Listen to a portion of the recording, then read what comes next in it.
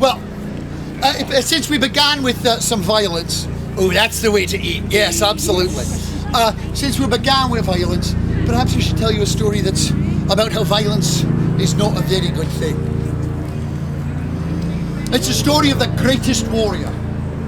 Once there was a swordsmith, not too long ago and not too far away, by the name of Aldred. Aldred, it was said, was a great smith who'd made the sword Excalibur. Aldred, it was said, had made the sword that Siegfried used to cleave the anvil on which it had been forged.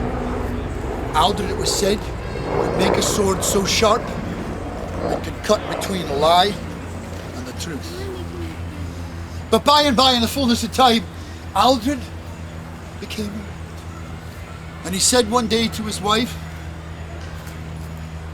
I will make one more sword, a sword which has within it all my knowledge, everything I know about what it is to be a great warrior.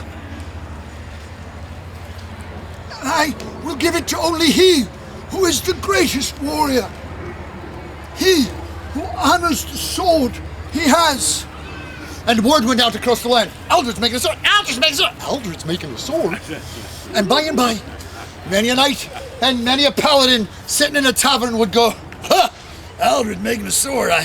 That sword would go great. With me, I could use it to reave across the land.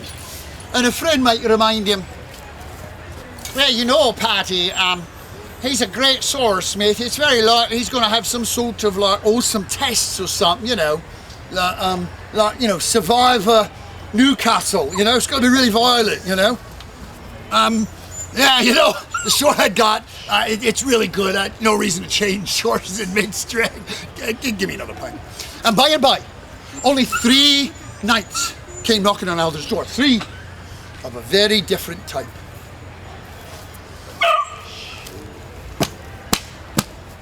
I am Bellox the Mighty. I deserve your sword by virtue of my great strength.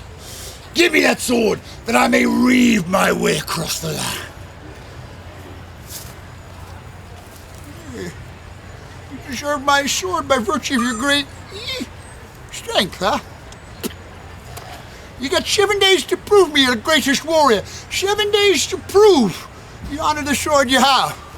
Now get out, don't let the door hit you in the butt on the way out.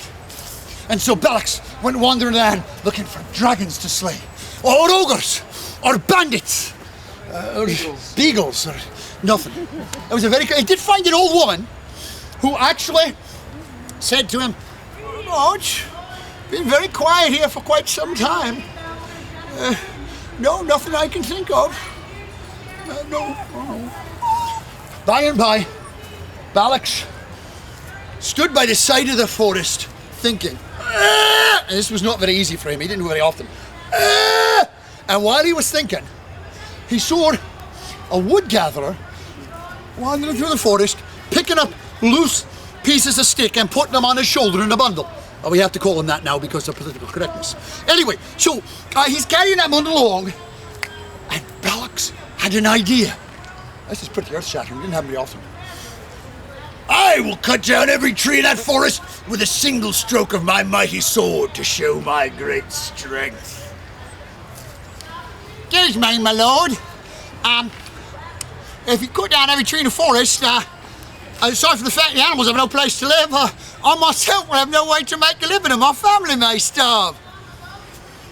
Would you like to go quickly? Oh, no, fine. On my way, say. So, Bellox took his sword and stick.